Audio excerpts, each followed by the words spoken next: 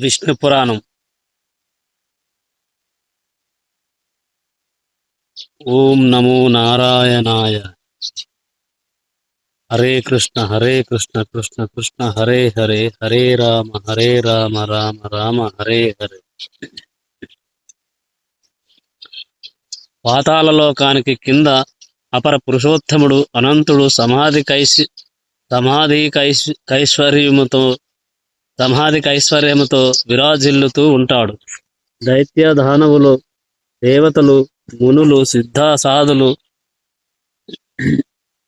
అనంతుని ఉపాసిస్తూ ఉంటారు. ఆ అనంతదేవుని మహిమలను ఏ మహానుభావుడును వర్ణించలేడు. వేయి శిరోమణుల కాంతులు దిక్కుల యందు నిత్య నూతన కళలను కూర్చుచుండగా, కిరీట కుసుమమాలికల సుగంధం ఆ లోకానికంతకు భవ్య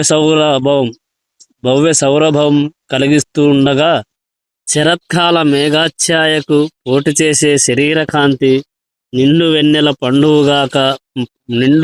పండువు కాగా, నడుమన కట్టిన నీలాంబర కాంతి దిక్కులు చిమ్మ చీకట్లు క్రమ్ముతూ ఉండగా, ఆ శేషుడు అనంతుడు అనాయాసంగా భూమండలమును భరిస్తూ ఉంటాడు. అతని రెండు చేతులలో ఆకాశగంగా ముసలము నాగలిగా రెండు రూపాలతో ఉంటుంది. ఆ అనంతునకు ఒకప్పుడు కోపం వచ్చి ఊపిరి విడిస్తే దాని జ్వాల చరాచర ప్రపంచానికి ప్రళయాగ్ని జ్వాల అవుతుంది. అతడే ప్రళయ సమయమునందు రుద్రుడై జగాలను నశింపజేస్తాడు. మద్యపానముచే మత్తెక్కి కనులు తిప్పుతూ పడగలు విప్పి భీకరంగా ఆడించాడంటే నరసురాలితో ఉన్న లోకాలన్నీ ఉర్రూతులోగుతాయి. అలాంటి దివ్యశక్తి సంపన్నుడైన అనంతుడు సకల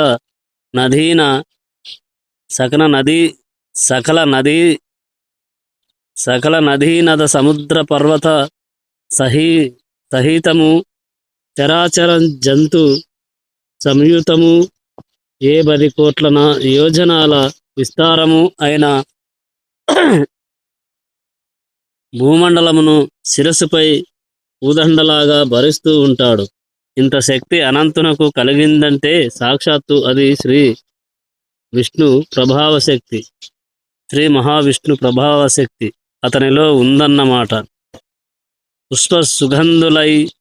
పుష్పసుగంధులైన నాగకన్యలు ఆ అనంతునకు చందనపు పూత పూస్తూ ఉన్నప్పుడు ఆ సుగంధ వాయువులు లోకరంజనములై ఎల్లేడలా వ్యాపిస్తూ ఉంటాయి.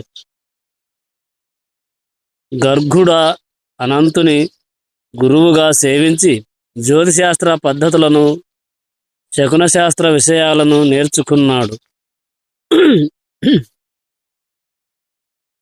ఆ పాతాళానికి క్రింద పుణ్యమంటే ఏమిటో తెలియని రానివై యమునకు సంబంధించిన ఘోర నరకాలు ఉన్నాయి. అవి చాలా భేదములుగా ఉంటాయి అని రౌరవం, సూకరం, రోదనం, తాళం, మహాజ్వాలం, తప్తకుంభం, అసిపత్రం మొదలైనవి. వాటిలో యమకింకరులు భీకర ధ్వనులు, పాపకర్మ రోదనాలు వినిపించేవై ఉంటాయి. పక్షపాతముతో ధర్మానికి విరుద్ధముగా కూడా సాక్ష్యం చెప్పే దుర్బుద్ధులు రౌరవానికి వెళ్ళుతారు.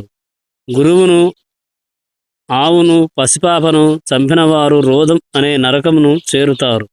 మద్యపానం, బంగారం దొంగలించడం, బ్రాహ్మణ హత్య చేసినవాడు, వానితో స్నేహం చేసినవాడు సూకర నరకం చేరుతాడు. గురుభార్యను కూడినవాడు, ప్రభువును వైశ్యుని చంపినవాడు, రాజద్రవ్యం అపహరించినవాడు తప్తకుంభ నరకవాసి అవుతాడు.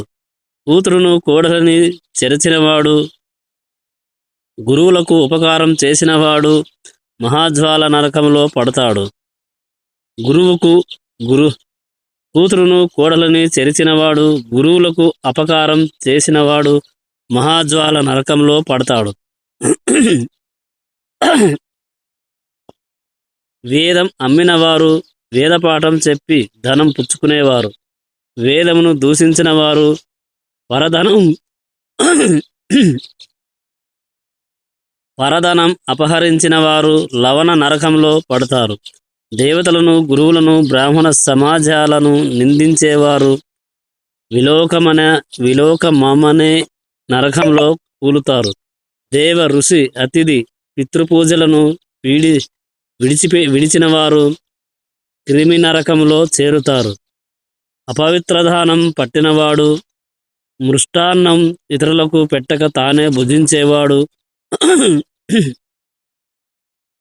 ఉప్పు, బెల్లం, పాలు, నెయ్యి, మాంసం, తిలలు, తైలం, తేనె, చల్ల, పెరుగు వర్తకం చేసే బ్రాహ్మణుడు, పిల్లిని, కోడిని, కుక్కను, మేకను, గొర్రెను, పందిని పెంచేవాడు, భూతదయ లేనివాడు అయిన బ్రాహ్మణుడు అధోముఖం అనే నరకంలో చేసిన పాపాలకు తగిన ప్రాయశ్చిత్త కర్మ చేయని వారు నరకయాతనలు అనుభవించక తప్పదు. స్వయంభువాదులైన మానవులు, మహామునులు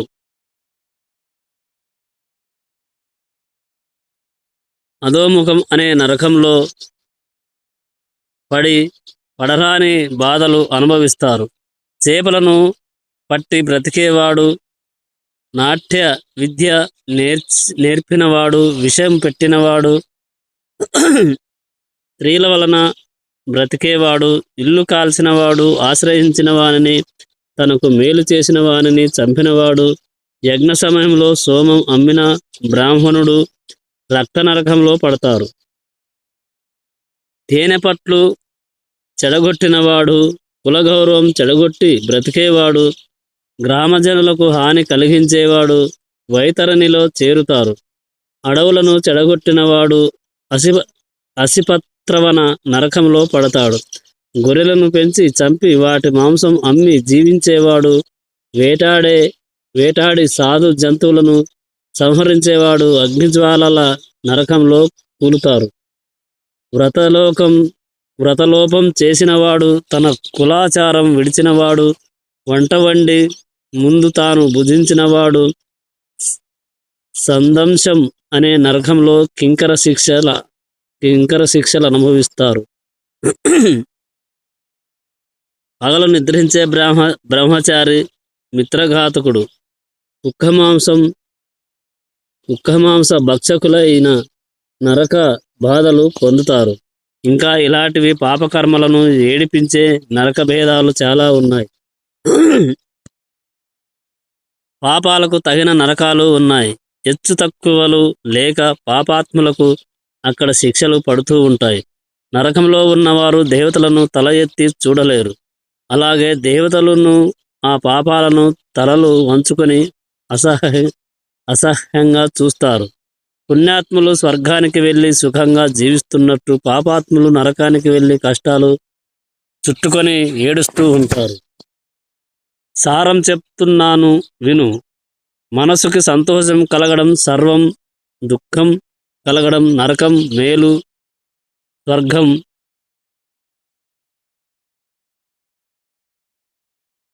స్వర్గం దుఃఖం కలగడం నరకం, మేలు స్వర్గం, కీడు నరకం.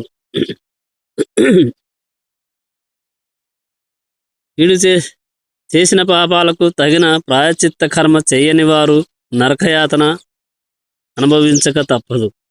స్వయంభువాదులైన మానవులు, మహామునులు మనుషుల పాపాలకు తగిన ప్రాయశ్చిత్తాలు కారకములుగా చెప్పారు. ఆ విధులను నిర్వర్తిస్తే పాపాలు పోతాయి, పుణ్యలోక నివాస సుఖం కలుగుతుంది. ఇంకొక విశేషం చెప్తాను విను. ఆ మానవులు, మునులు చెప్పని పాప ప్రాయశ్చిత్తం శ్రీమన్నారాయణ నామస్మరణం. దానిని నిశ్చల మనసుతో చేసిన వానికి ఎలాంటి పాపమును ఇట్టే నిశ్శేషముగా ఎగిరిపోతుంది. ఎలాంటి పాపమున్నా ఇట్లే నిశ్శేషంగా ఎగిరిపోతుంది. ఏ వ్రతాలు, పూజలు, జపాలు, తపాలు, ఆరాధనాలు దాన ధర్మాలు చేసినా పోని పాపం అచ్యుత గోవింద హరే ముకుంద నమస్తే అని మనసా వాచ శ్రీహరి ధ్యాన స్మరణ చేస్తే రూపు మాసిపోతుంది.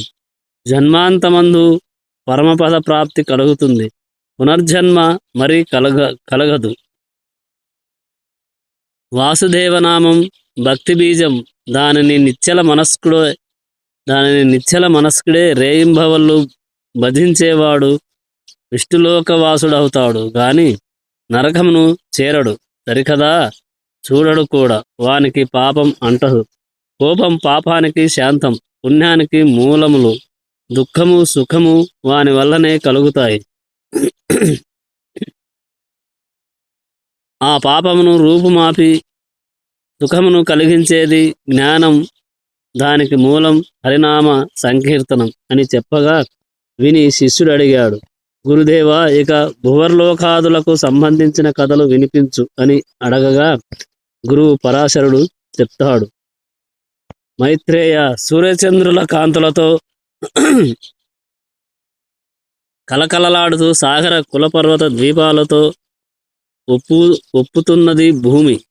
ఈ భూమి ఎంత విరివి కలదో గగనం కూడా అంత పరిమాణం కలదే. ఈ రెండింటికి హద్దులు లేవు. భూమండలానికి 1,00,000 యోజనాల పైన ఉండేది సూర్యమండలం.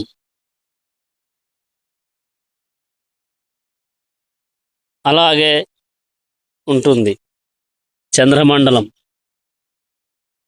సూర్యచంద్రుల దూరం చంద్రమండలానికి అన్ని యోజనాల దూరాన నక్షత్రమండలం, దానికి 2,00,000 యోజనాల దూరాన బుధమండలం, దానికంత దూరాన శుక్రమండలం, దానికంత ప్రమాణంలో అంగారక మండలం, దానికి 2,00,000 యోజనాల దూరం బృహస్పతి మండలం, దానికి అంత దూరాన శనైశ్చర మండలం, దానికి శతసహస్ర ప్రయోజనాల దూరాన సప్తర్షి మండలం, దానికి అంత దూరాన ధ్రువమండలం ఉన్నాయి. ఆ ధ్రువునకు జ్యోతిచక్రం అంగ విభూష. ఆ ధ్రువమండలానికి 1,000,000 యోజనాల పైన మహార్లోకం, దానికి 2 పైన జనర్లోకం ఉన్నాయి. దాని యందు కల్పాంతవాసులైన సనకాది యోగులు ఉంటారు. ఆ లోకానికి 4 దూరాన తపోలోకం, దానికి 4 పొడవున సత్యలోకం. సత్యలోకమునందున్న మహాత్ములు పునర్జన్మ బాధలేని వారై ఆనందంగా ఉంటారు. అడుగులచే నడవదగినది మేదిని, అదే భూలోకం. భూమి నుంచి సూర్యమండలం వరకు ఉన్నది భువర్లోకం.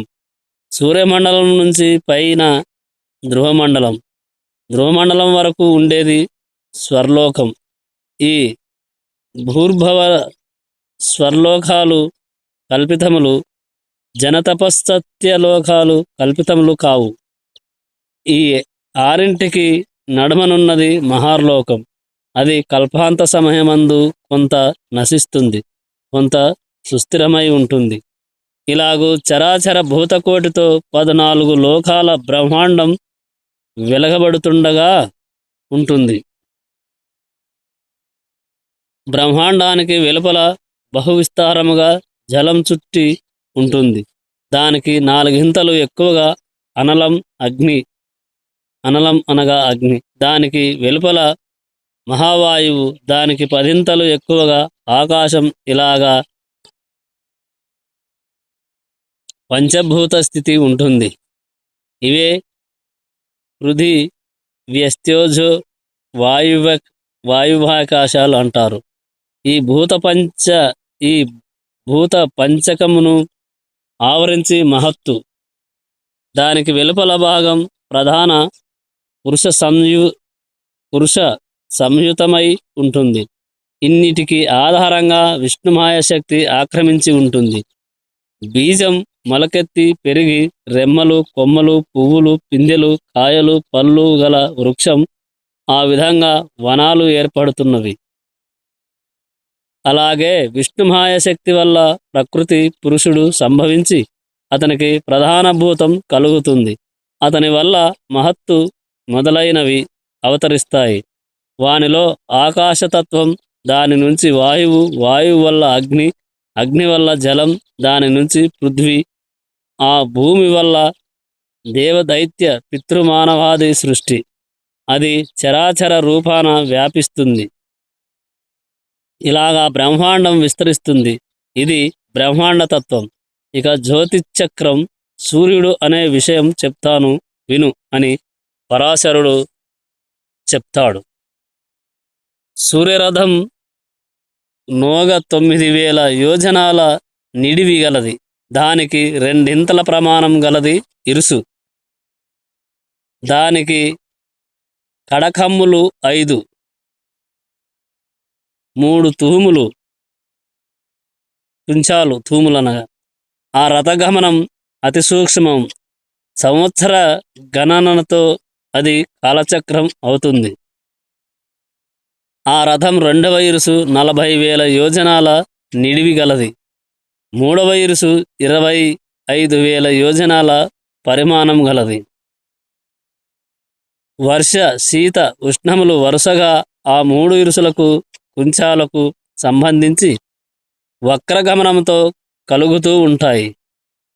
50,000 యోజనములైన బండి కాడికి వలపల ఇరుసు, వలపల ధ్రువునకు ఆకట్టుగా ఉంటాయి. కాడికి ఎడమవైపు గాయత్రి, బృహతి, ఉష్ణిక్కు, జగతి, త్రిష్టుప్పు, అనుష్టుప్పు, పంక్తి అని 7 ఛందస్సులు, 7 గుర్రాలై ఉంటాయి. అలాంటి రథచక్రం మానసోత్తర శైలం మీద తిరుగుతూ ఉంటుంది. ఆ మహాపర్వతమందు తూర్పున ఇంద్రపాలితమైన దేవనగరం, దక్షిణమున యమపాలితమైన సంయమని నగరం, పశ్చిమాన వరుణపాలితమైన సుఖోదయపురం, ఉత్తరాన సోమపాలితమైన విభావరీపురం ఉన్నాయి. అవి అనేక యోజనాల విస్తీర్ణం కలవి. ఈ 4 నగరాలలో సూర్యుడు సంచరిస్తూ ఉంటాడు. ఆ సంచారానికి సంబంధించి ఉదయాస్తమానాలు తోచుతాయి. సూర్యుడు జ్యోతిచక్రంతో కలిసి 30 ముహూర్తాలు గడవగా అస్తమిస్తాడు. ఆ సూర్యుడు భాసిస్తున్న ప్రదేశం పగలుగా, ఆ కిరణ ప్రసారం లేని చోట రాత్రిగా ఉంటుంది. సూర్య సంచారం ఇంద్రనగరంలో ప్రభాతం, యమున నగరంలో మధ్యాహ్నం, వరుణపురాణ సాయం సమయం, సోమ నగరాన మధ్యరాత్రం కలిగిస్తుంది. ఆ సూర్యుడు కనిపించేది తూర్పు, కనిపించనిది పడమర అని గ్రహించేది ఇది భూలోకవాసులకు. మానవలోకానికి ఉత్తరాన ఉన్న ఆ మేరు శిఖరాన బ్రహ్మసభ ఉంటుంది. సూర్యుడు దానికి దక్షిణ గతిని చరిస్తాడు. ఆ సంచారం పైన సంచారం పైన జరుగుతున్నప్పుడు ఉత్తరాయణం, క్రింద జరుగుతున్నప్పుడు దక్షిణాయనం అని వ్యవహారం. సూర్యుని మకర రాశి ప్రవేశం మొదలు మిథునం వరకు జరిగే సమయం ఉత్తరాయణం. కర్కట రాశి మొదలు ధనురాశి వరకు జరిగే సంచారం దక్షిణాయనం అని లెక్క. ఉత్తరాయణమున పగలెక్కువ, రాత్రులు తక్కువ. దక్షిణాయనమున అది మార్పుగా ఉంటుంది. సూర్యుడు మేష, తులారాశులలో ఉన్నప్పుడు వాటికి విషవత్పన్య కాలములని వ్యవహారం. ఆ కాలములలో పగలు రాత్రి సమముగా ఉంటాయి. మహోరాత్రములు 30 ముహూర్తములను, 12 రాశులను ప్రవర్తించడం అవుతుంది. ఒక్కొక్క రాశి యందు 2 నక్షత్రాలు, ఒక్క పాదం లెక్కను 27 నక్షత్రాలలో క్రమముగా ప్రవర్తిస్తాడు. ఉత్తరాయణమున సూర్యుడు పగలు 13:30 నక్షత్రాలను 18 ముహూర్తాలలో సంచరిస్తాడు. రాత్రి శీఘ్రఘనుడై అన్ని నక్షత్రాలలో 18 ముహూర్తాలకు అస్తమిస్తాడు. చక్ర సంచారం ననుసరించి అహోరాత్రులు సమాధిక హీనములవుతూ ఉంటాయి. ఉమ్మరి సారెవలే కాలచక్రమం వడిగా తిరిగేటప్పుడు దాని నడుమన సూర్యుడు మందగమనుడై తిరుగుతూ సబత్సలమును వెలుగు కలిగించి మేరుగిరి చుట్టూ ప్రదక్షిణం చేస్తాడు. అలా వడిగా కాలచక్రమం తిరుగుతున్నప్పుడు ధ్రువుడు మందగమనం అవుతాడు. ఈ విధముగా కాలాత్ముడైన సూర్యుడు కనిపించడం కనిపించకపోవడం గల పగలు రాత్రి వృష్టి ఉష అనే సంజ్ఞ గలవవుతాయి. వాటి మధ్యకాలం సంధ్యకాలం. సూర్యతేజస్సు రాత్రులందు అగ్నికి చేరుతుంది. పగటిపూట అతని నుండి మళ్ళీ సూర్యునికి సంక్రమిస్తుంది. కనుక సూర్యుడు పగలు తేజోమూర్తి కాగా రాత్రి అగ్ని దివ్య ప్రభతో భాసిస్తాడు. ఉభయ సంధ్యా సమయాల సూర్య తేజస్సు నీళ్లలో ప్రవేశించి ఆకాశముపై ప్రతిఫలిస్తుంది. ఆ విధమున ప్రభాత సాయంకాలములు అరుణ రాగములవుతాయి. ఆ సంధ్యాకాలములందు మందేహులనే రాక్షసులు సూర్యమండలమును భక్షించడానికి మూగుతారు. ఆ సమయమందు బ్రాహ్మణులు వైదిక పద్ధతిని ఓంకార పూర్వకముగా గాయత్రిని జపించి భక్తితో ఆర్ఘ్యం ఇవ్వాలి. ఆ నీరు వజ్రరూపమై ఆ రాకాశమూకలను చెడగొట్టుతూ సూర్యునకు తేజస్సును కలిగిస్తుంది. ఈ విధముగా ప్రతిదినము ఆ రక్కసులకు అగ్నిహోత్ర ప్రాణాహుతులతో హాని కలుగుతూ సూర్యునకు సహజ తేజస్సు ఉంటుంది.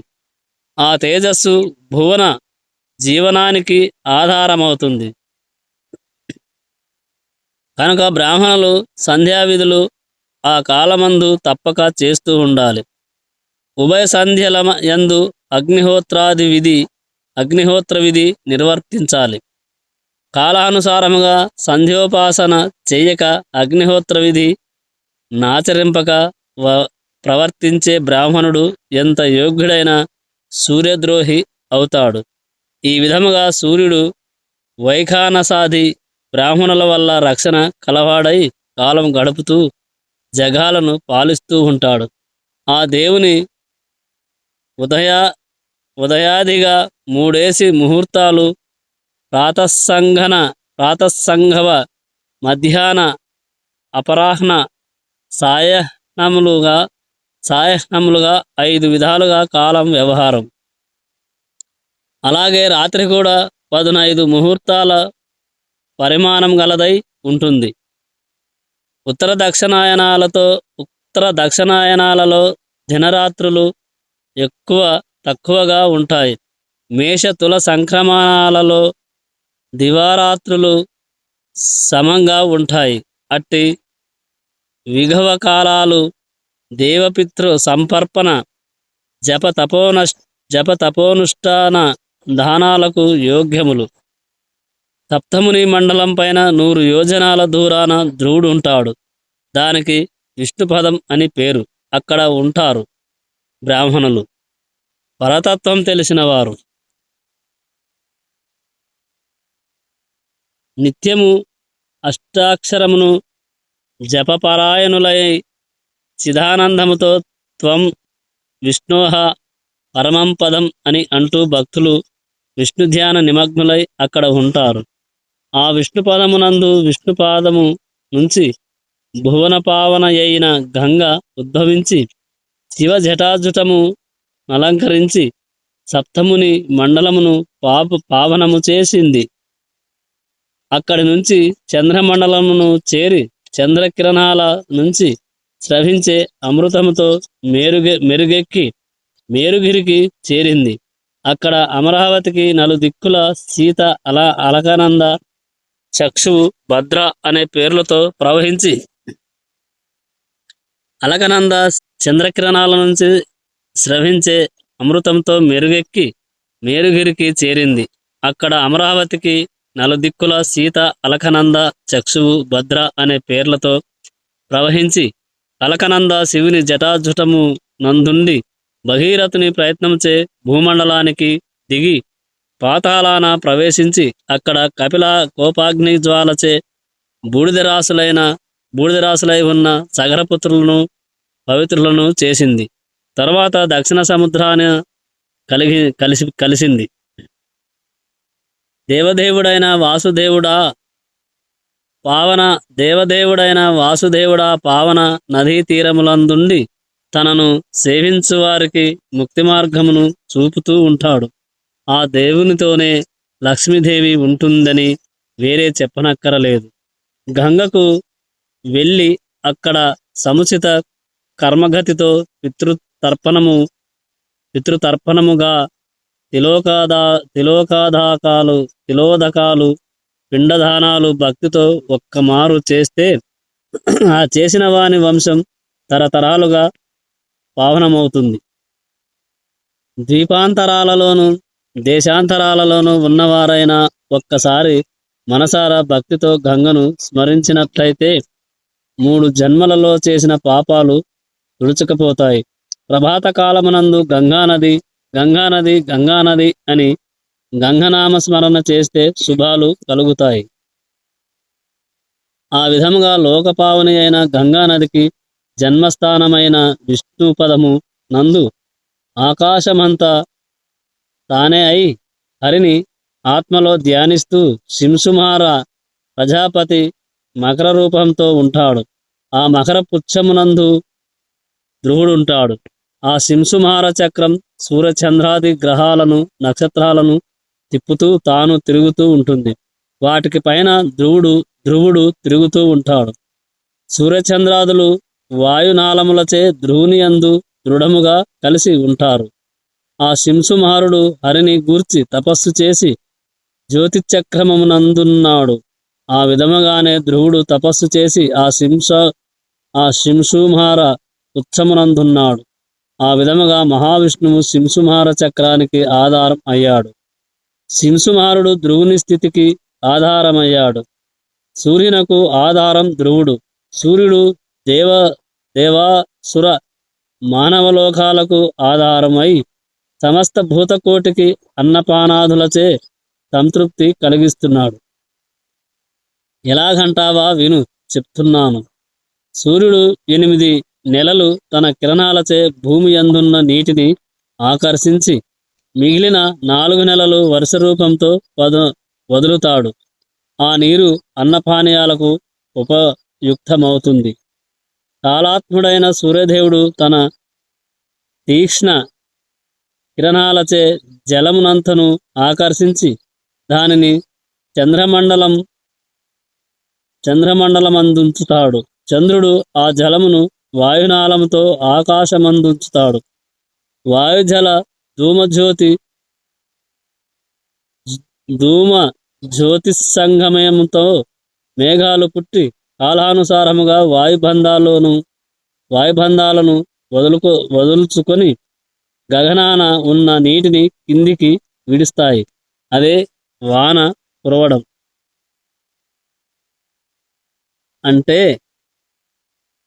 పైన వ్యాపించిన సూర్యకిరణాల వల్ల గంగాజలం వానజల్లుల్లో కలిసి భూమికి వస్తుంది.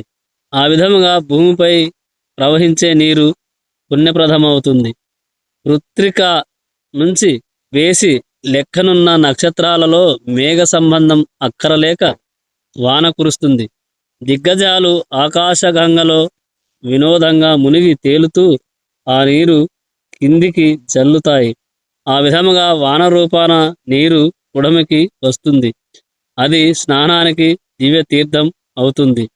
మేఘాలు కురిసే వానలు నింపుగా నీటిని కలిగించడం వల్ల సస్యాలు ఔషధులు సమృద్ధిగా పుట్టి పెరిగి భూతకోటికి ఆహారం కలిగిస్తూ ఉంటాయి. దానిచే బ్రాహ్మణులు యజ్ఞాలు యాగాలు చేయడం, దానిచే దేవతలకు తృప్తి కలగడం జరుగుతుంది. లోకములో వేదాలు శాస్త్రాలు యజ్ఞాలు హోమాలు అన్నదానాలు జరుగుతున్నాయి. అంటే అన్నింటికీ కారణం వర్షం. ఆ వర్షమును కురిపించే దేవుడు సూర్యుడు. ఆ మహానుభావుడు 2 దిక్కులందును ఉత్తరాయణ దక్షిణాయన సంజ్ఞలతో సంచరిస్తూ ఉంటాడు. ఆ దేవుని రథమును మునులు, దేవతలు, భుజగులు, యక్షులు, గంధర్వులు, దైత్యులు అచ్చరల మంగళ గమనాలతో రక్షిస్తూ ఉంటారు. మహావిష్ణువు శక్తిమూలాన పద్మబాంధవుడు సప్తర్షుల సూక్తాలతో దివ్య తేజో విజ దివ్య తేజో విరాజమానుడై లోకాల చీకట్లను రూపుమాపుతూ ఉంటాడు. ఆదిత్యులు అధిపతులుగా ఉంటారు. వాలకిల్యాదుల వాలకిల్యాదులు మౌనులు కీర్తిస్తుండగా ముచ్చటగా అచ్చరలు నాట్యం, గంధర్వులు గానం, సురలు పరివారముగా ఉండి పనులు చేయడం, నాగులు మేకులుగా సూర్యరథమును లాగుతూ ఉండడం, ఇలాగు పద్మబాంధవుడు శీతోష్ణ జలరోచులతో విష్ణుశక్తి ప్రభావం అంగరక్షగా అన్ని లోకాలలో దర్శనమిస్తూ వెలుగుతూ ఉంటాడు అని చెప్పగా మైత్రేయుడు, గురుదేవా, ఇప్పుడు నీ చెప్పిన చొప్పున ఆలోచిస్తే ఎవరెవరో ఏవేవో చేస్తూ ఉండగా మరి సూర్యునకు గల శక్తి సామర్థ్యాలు ఏమని సందేహం. మరి ప్రత్యేకించి ఆయన మహత్వం ఏదో చెప్పవలసింది అని అడగగా పరాశరుడు చెప్పాడు. దేవతలలో సూర్యునకు ఆ తేజస్సు కలగడానికి కారణం శ్రీహరి దివ్యశక్తి ఆయనలో లీనమై ఉండడమే. ఆ తేజస్సుతో బ్రహ్మాండ మధ్యమునందున్న కటిక చీకట్లను రూపుమాపుతున్నాడు. ఆదినారాయణుని అంశములతో ఒప్పినట్టి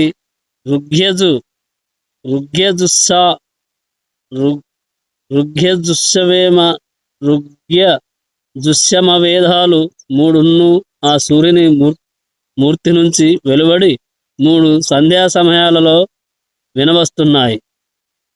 అగ్నిజ్వాలతో రూపొందిన దీపం ఇంటి నడుమ నుండి ఇంటనున్న చీకటిని పోగొట్టినట్టు శ్రీ మహావిష్ణువు తేజస్సులో సహస్రాంశం మార్తాండునియందు సంక్రమించి బ్రహ్మాండం నడుమ వెలుగు కలిగిస్తుంది.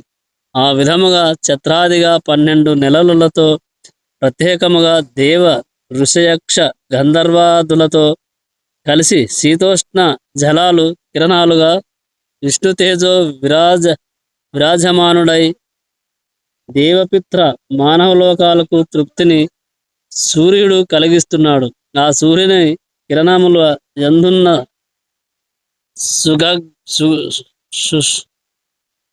సుషుమ్న అనే కళ చంద్రమండలానికి అభివృద్ధిని కలిగిస్తూ ఉంటుంది. అమృతమయములైన సూర్యకిరణముల వృద్ధి పొందిన చంద్రమండలమునందున్న అమృతమును దేవ సమూహం కృష్ణపక్షమునందు ఆస్వాదిస్తూ భాసిస్తూ ఉంటుంది. చంద్రుడు శుక్లపక్షంలో సూర్యప్రభ వల్ల పుష్టిని పొందుతూ ఉంటాడు. ఆ అమృత కిరణుని వల్ల దేవతలకు అర్ధమాసం, పితృగణాలకు పూర్ణమాసం, మానవులకు సర్వకాలము తృప్తి కలుగుతూ ఉంటుంది.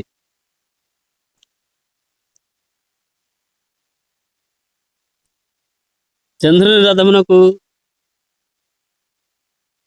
సంబంధించిన గుణాలు జలము నుంచి పుట్టినవి. ఈ వీడియో ఇంతటితో చాలించి మిగతాది రేపటి వీడియోలో తెలుసుకుందాం. జై శ్రీరామ్.